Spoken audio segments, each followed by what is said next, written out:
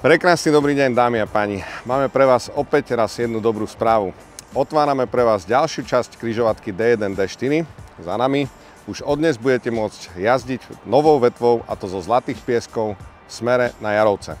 Táto vetva má potenciál pomôcť až stovkám motoristov z východných častí mesta dostať sa oveľa rýchlejšie ako dnes, a to na diaľnicu D4 v smere do Rakúska, respektíve na Viedeň, ale aj na R7 v smere na Dunajskú Stredu.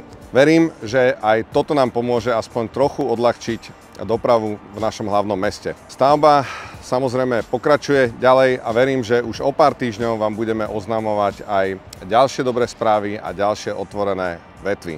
Konkrétne očakávame otvorenie vetvy Trnava-Jarovce.